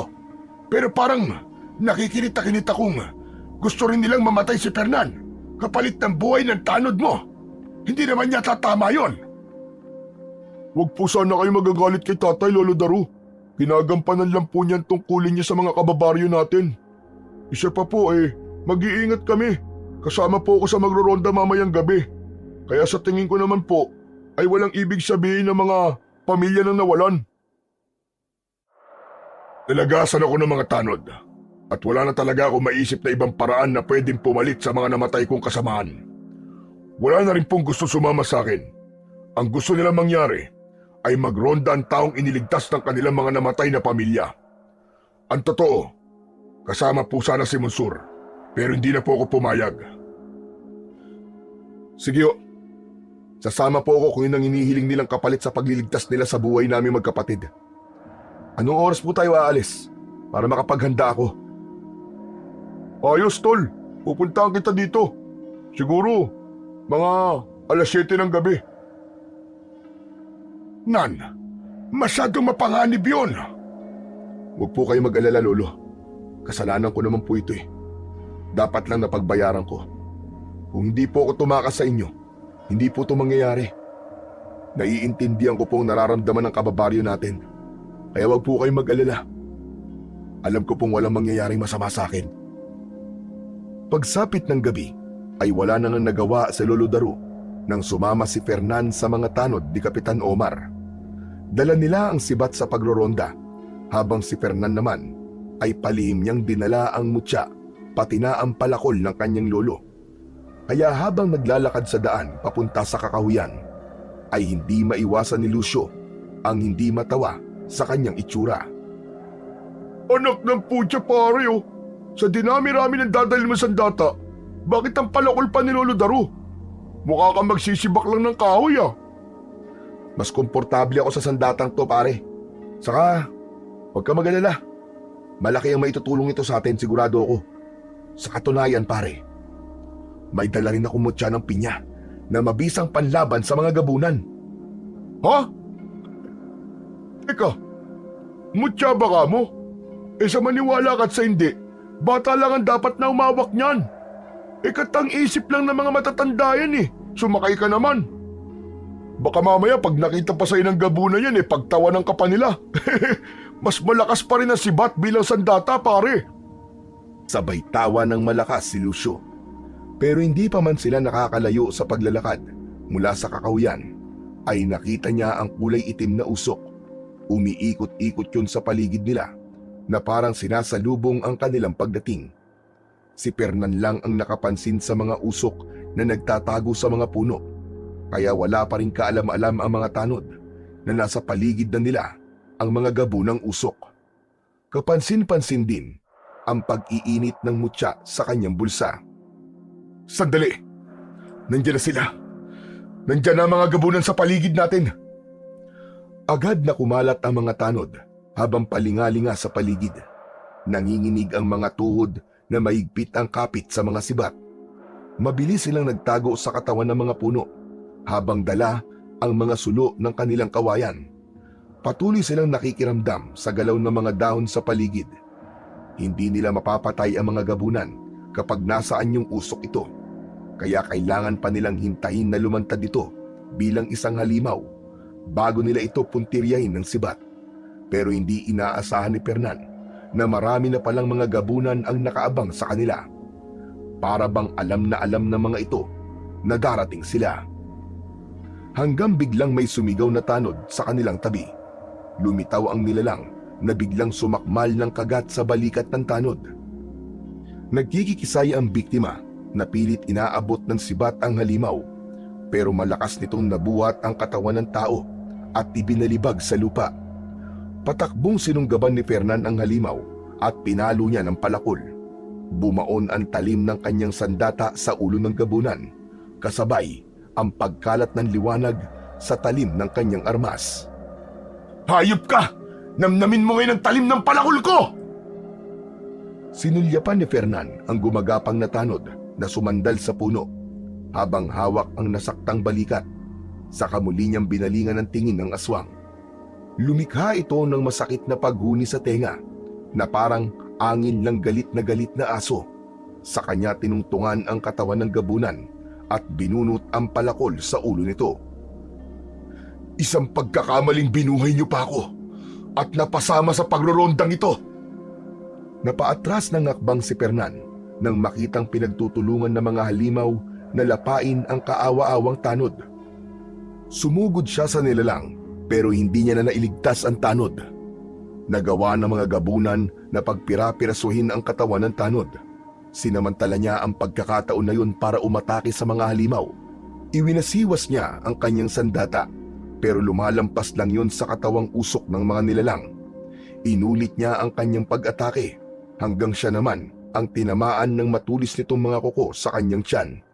Napaatras siya at mula sa kanyang kinaroroonan, kitang-kita niya ang paglapa ng mga gabunan sa iba pang mga biktima.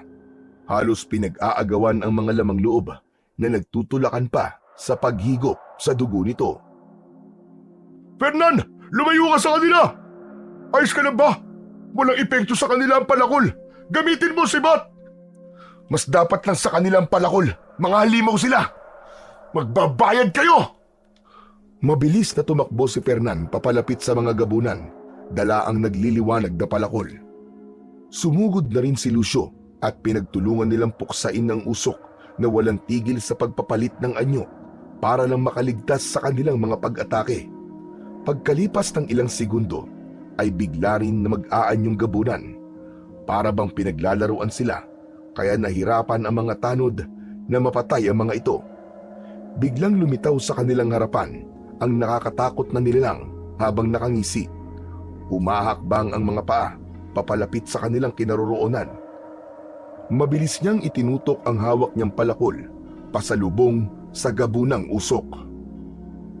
Napansin niyang kusang iniiwas ng kaibigan niya ang talim ng sibat sa katawan ng mga gabunang sumusugod sa kanila.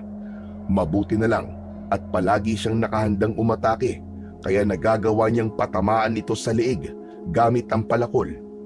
Lumipad sa ere ang naputol na ulo ng gabunan na bumagsak sa damuhan malapit sa nakatayong si Kapitan Omar. Magmula pa kanina ay hindi niya ito nakitang nakipaglaban sa mga aswang. Pinapanood lang nito ang mga tanod na unti-unting inuubos ng mga gabunan. Ayos ka na ba, pare? Halika, kumapit ka sa kamay ko! Tinanggap ni Fernan ang kamay ng kaibigan, saka inalalayan siyang tumayo. Nawala pansamantala ang mga gabunan habang ang kanyang mga mata ay malikot na nakatingin sa paligid. Naramdaman niya na parang may mali. Bumundol ang kaba sa kanyang dibdib nang maramdaman ang mainit na mutya sa kanyang bulsa. Napapangiti siyang hindi makapaniwala dahil alam niyang may nagpapanggap na tao sa harapan niya. Isang gabunan na sinusubukan siyang hulihin pero kailangan niyang magkunwaring walang alam. Ano nangyari? Nasaktan ba kayo? Ayos lang po kami, Tay. Hindi kami nasaktan. Doon ko po nakita ang usok, papunta sa kakauyan. Sa palagay ko po natakot sila sa pagdating ni Lucio. Teka, Kapitan. Nakailang gabunan na po ba kayo? Ang husay nyo. Wala kayong katulad. Saka isang ulirang kapitan na totoong gumaganap sa tungkulin. Anong ibig mong sabihin? Magsasalita pa sana si Fernan, pero biglang nagsitakbuhan ang mga natitirang tanod papunta sa kakahuyang itinuro niya. Sa isip niya ay sasakyan niya muna ang pagpapanggap ng mag-ama sa harap niya. Naunang tumakbo si Kapitan Omar papunta sa direksyong pinasukan ng mga tanod. Naiwan silang dalawa ni Lucio habang humihingal na pinakikiramdaman ang paligid. Saka sila sumunod sa kanilang mga kasamahan. Naisipan niyang isuot ang mutya sa kanyang noo nang kahit paano hindi na maulit ang mga nangyari sa kanya kanina.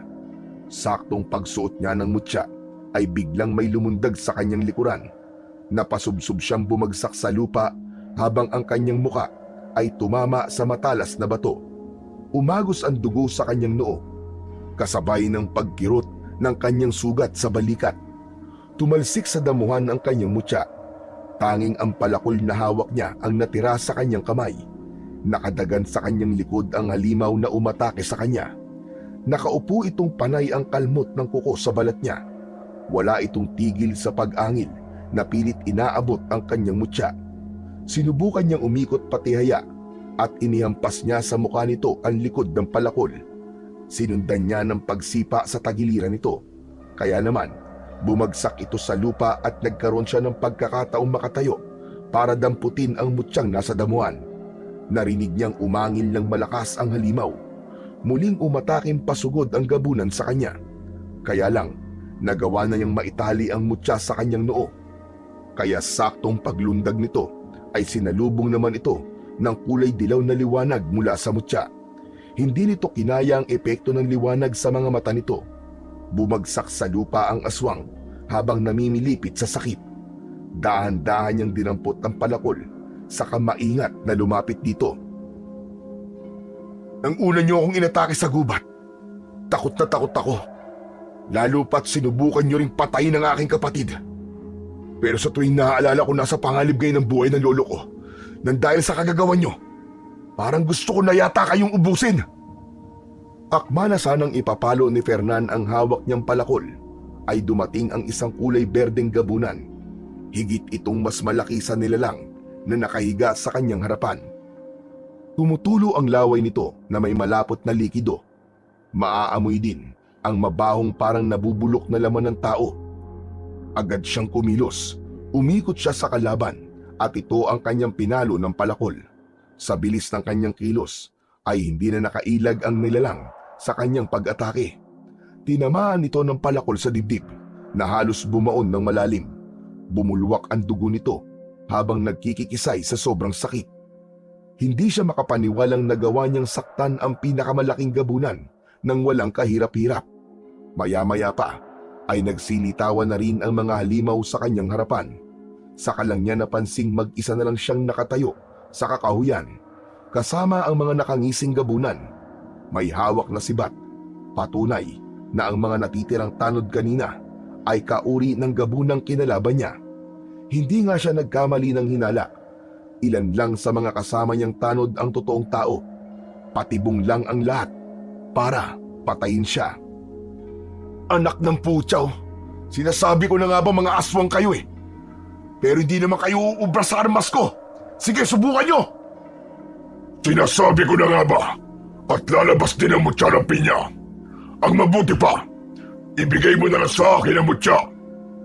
Pambira! Ayos din! Nagsasalita pa lang gabunan. Wala kang karapatan sa sandata at mutya.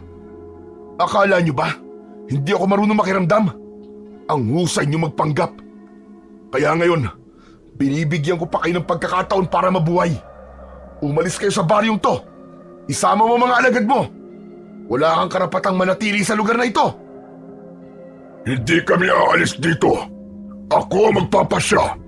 Kaya ikaw ang bibigyan ko ng pagkakataon para mabuhay kung isusuko mo sa akin ang mutya. Kaya lang, kung di mo yan ibibigay sa akin, wala ka ng pamilyang babalikan. Anong ibig mo sabihin? Sa mga oras na ito, duguan na ang iyong kapatid at lolo. Wala ka ng babalik ang pamilya. Mamamatay ka na rin. Kaya't sa ayaw at sa gusto mo, makukuha ko rin ang mutya.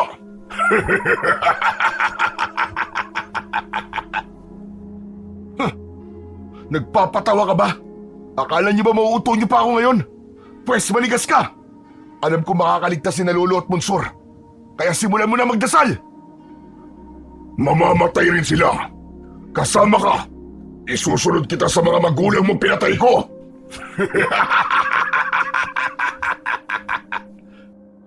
Pagkatapos niyang marinig ang mga sinabi nito, ay bigla siyang nakaramdam ng matinding galit para sa pinuno ng mga gabunan.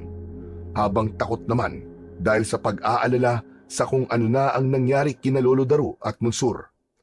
Nagsimulang lumiwanag ang kanyang suot na mutya na nakita rin ng pinuno, kaya't napaatras ito, kasabay ng pagliwanag rin ng hawak niyang palakol na parang may kidlat na kusang umaangat para atakihin ang mga gabunan. Walang makalapit kay Fernan, bawat tamaan ng talim ay tumatalsik ang mga ulo ng aswang, pati na ang mga hawak nitong sibat. Mabilis niya ring naiiwasan ng mga pag-atake ng kalaban, pero nakakaganti rin siya na parang nagsisibak lang siya ng mga kahoy. Talagang matigas ka! Pinagpipilitan mo pa rin lumaban! Mula sa kinatatayuan nito ay nagbago ang itsura ng pinuno. Isang makapal na usok na lumulutang sa hangin papunta sa kanyang kinaroroonan. Pero sa tulong ng kanyang sandata, pinaghahampas niya ng palakol ng usok at inaabangan ang bawat paglitaw ng gabunan. Kaya naman, may mga pagkakataong tinatamaan siya ng suntok nito sa kanyang dibdib.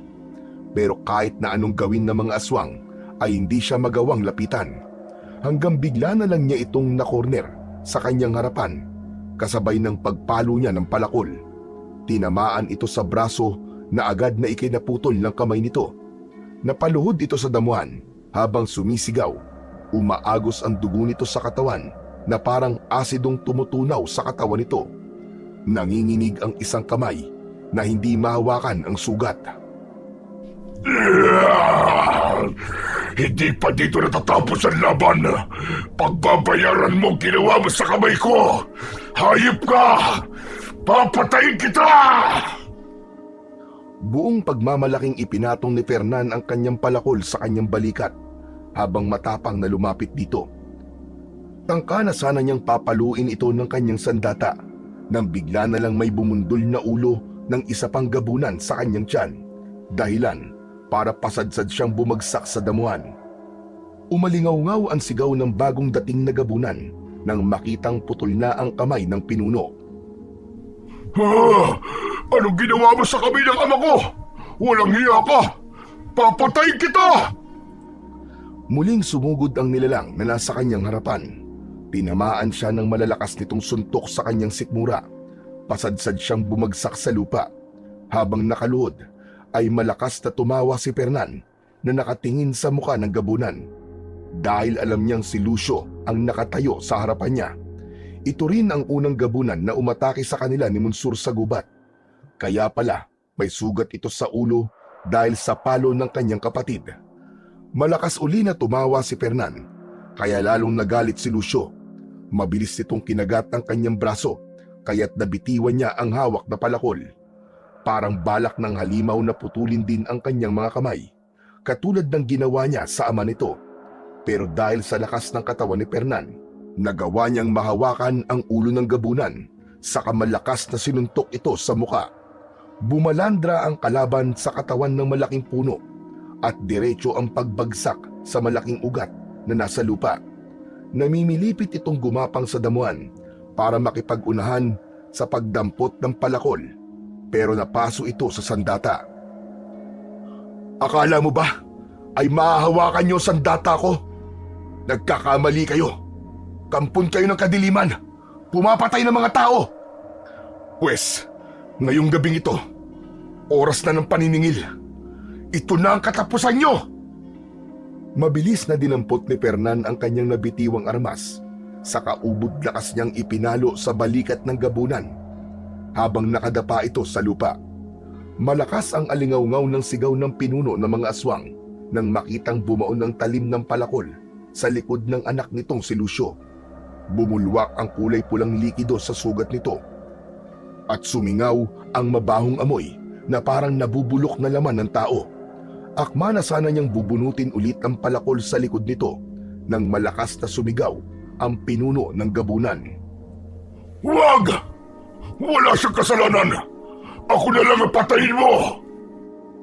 Teka sandali, parang kanina lang ang tapang-tapang mong agawin sa akin ng mutya ng pinya. Pero ngayon, nagmamakaawa ka na para sa buhay ng hayop na to. Kinaibigan pa ako. Kunwari may malasakit. Yung pala, papatayin din kami magkapatid. Kung di pa kayo kunwaring dumating sa gubat, siguro, sarap na sarap pa kayo sa laman loob namin. Pinatay mo ang kapatid ko kahapon. Kaya ito ang kabayaran. Kailangan mamatay ka rin. Aha! Kung ganon, buong angkan pala ng gabunan ng kalaban ko dito. Anong ginawa niyo kina Lolo Daru at Monsur? Ano? Hindi kayo magsasalita? Malakas na binunot ni Fernan ang palakol na nakabaon sa likod ng nakadapang anak ng gabunan. Kaya't napasigaw ito sa sobrang sakit. Iahampas na lang sana niya ulit ang kanyang palakol nang biglang may nagsalita mula sa kanyang likuran. Kuya! Tulungan mo kami! Lumingon si Fernan At gano'n na lang ang kanyang pag-aalala nang makita niyang nakalupaypay ang ulo ni Lolo Daro. Wala na halos itong malay, habang si Monsur ay sugatan at may mga kagat sa katawan. Iniangat ng gabunan ang muka ng matanda. Kaya mas lalo siyang nagalit nang makita ang malalim na sugat nito sa leeg. Si Kapitan at Lucio, ang mga pinuno ng gabunan, kuya. Isang patibong lang ang lahat. Sinadya nilang isama ka sa pagroronda para patayin ka at mabiyag kami. Kapalit ng mutya. Huwag mo sa kanila ibibigay yan, kuya. Nagbuwis ng buhay sina tatay at nanay para sa mutya na yan. Alam ko yun. Huwag ka mag-alala, Monsur. Nakakatawa. Akala niyo ba maiisahan niyo ako, mga gabunan? Ang mutya mismo nagturo sa akin na isa silang mga gabunan. At ang tama ng aking palakol sa mga katawan niyo, ang unti-unting susunog sa inyong mga laman. Hindi na kayo makakapagpalit ng anyo, maliban sa mga natitira niyong tauhan. Ano pang iniintay nyo? Patayin nyo sila! Lalong-lalo na lalaking ito! Halos liparin ni Fernan ang kinaroroonan ni Lolo Daro at Monsur nang makita niyang unti-unting bumubuka ang mga bibig ng kalaban sa tabi ng mga ito. Kahit na anong mangyari, ay ililigtas niya ang mga mahal niya sa buhay. Para siyang kidlat na nagpalipat-lipat sa bawat puno para lang mailigtas ang kanyang lolo at ang kanyang kapatid. Nang makalapit siya sa mga gabunan, ay isa-isa niyang pinagpapapalo ng palakol ang mga ulo nito. Hindi nila naiwasan ang bawat pag-atake niya, kaya muling umalingaw-ngaw ang sigaw ng pinuno. Mabilis itong tumakbo papalapit sa kanilang kinaroroonan para sana patayin si Fernan, pero humarang si Monsur, kaya ito ang tinamaan ng kagat sa braso. Monsur! Kapatid ko! Bitiwan mo siya, halimaw ka! Mananagot ka ngayon sa akin sa pagputol mo sa kamay ko! Demonyo kan talaga. Matagal mo na pala kaming niloloko. Kunwaring magroronda pero ang totoo, ipapakain mo mga tanod mo sa mga kampon mong hayop ka. Anak ka ng ulikbang dilim. Saluin mo sa data ko! Ubod lakas na pinuntiryan ni Fernan ang leeg ng kalaban habang nakatayo ito sa tabi ni Monsur. Mabilis niyang naputol ang ulo nito gamit ang palakol. Nakita yon ng kaibigan niyang si Lucio, kaya't umatungal ito ng malakas habang nanginginig ang katawan sa galit. Itinayo muna ni Fernan si Monsur na may tama ng kagat sa braso. Mabuti na lang at mababaw lang ang pagkakabaon ng pangil sa braso nito. Hayop ka, Fernan! Pagbabayaran mo ang ginawa mo sa anak ko! Nilapitan ni Lucio ang katawan ng kanyang ama habang walang tigil ang pagtalsik ng dugo nito sa damuhan. Galit na galit itong tumakbo pasugod sa kanilang kinaroroonan na kahit iniinda ang mga sugat ay inatake pa rin ito ang naghihintay na si Fernan. Buong tapang na sinalubong naman ni Fernan ang pagsugod ni Lucio gamit ang hawak niyang palakol. Pinatamaan niya ang leeg nito. Tumalsik ang ulo ng kaibigan niya sa damuhang kinabagsakan ng ulo ng ama nito. Nagkikisay na parang naging asido ang sarili nitong dugo na lumusaw sa sarili nitong katawan. Ito ang epekto ng liwanag na nagmumula sa mutya ng pinya. Sa kanya hinarap ang mga alagad nitong mga nagsisipagtakbuhan na papatakas. Takot na takot sila kay Fernan na nagliliwanag ang mata. Hinabol niya ang mga ito hanggang sa kakahuyan at isa-isang pinagtatatagpas ang mga leeg. Biglang tumahimik ang paligid. Wala nang bakas ng mga gabunan. Mga hayop kayo! Mga demonyo! Magsama-sama kayo ngayon sa impyerno! Ibinaba ni Fernan ang hawak niyang palakol, saka lumapit kay Lolo Daro, nakandong ng kanyang kapatid sa hita. Lo! Lo, magsalita ka! Lo!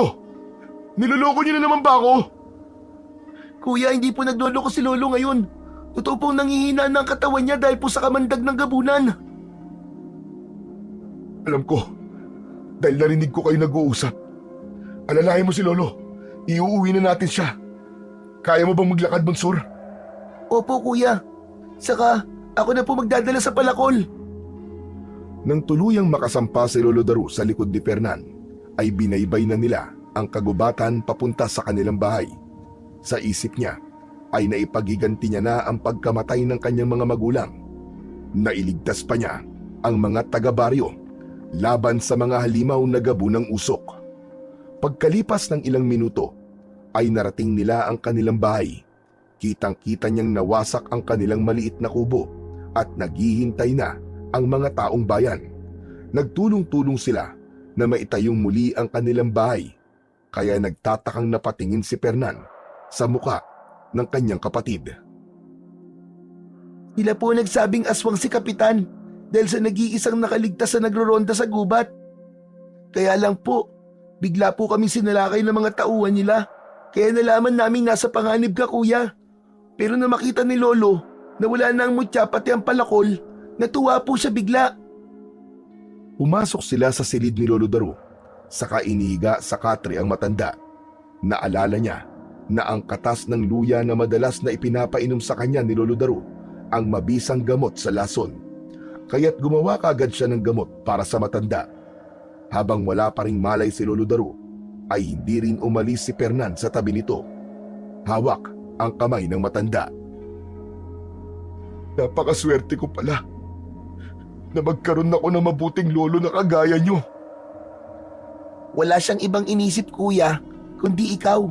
Kaya lang mas nangingibabaw ang pagmamahal ni Lolo sa akin dahil magmula ng bata pa ako ay naging sakitin na ako at madalas mawalan ng malay dahil sa mahina po ang aking baga.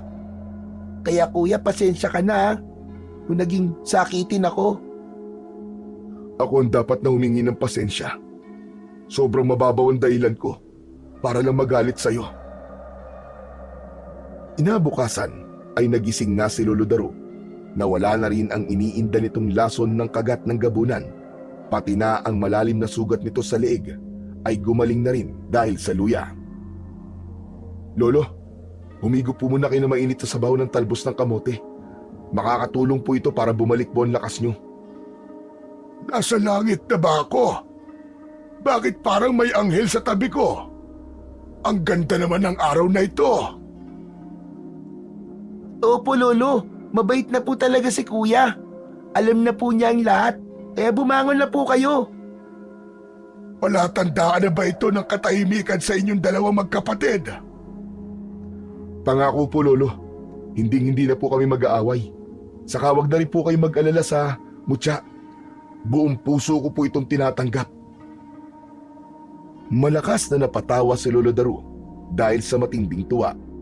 Napayakap pa ito sa kanilang magkapatid.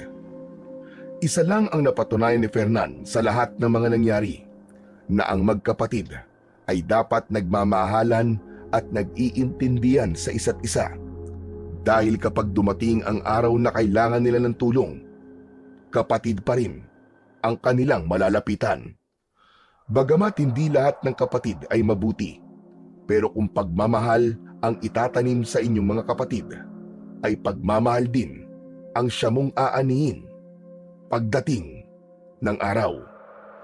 Magmula ng araw na yon, ay tuluyang naburaan tungkol sa mga gabo ng usok, kaya bihira rin ang nakakaalala tungkol sa mga nilalang na yon. Bumalik ang dating katahimikan sa kanilang baryo. Walang bakas ng panganib sa lugar. Hanggang ngayon ay hindi na sinabi sa publiko ang totoong nangyari sa mga gabo ng usok na pumatay ng mahigit 50 mga tanod. Tuluyan ng ibinaon sa limot at hindi na muling narinig pa ang kilabot na naging dulot nila sa baryong yun.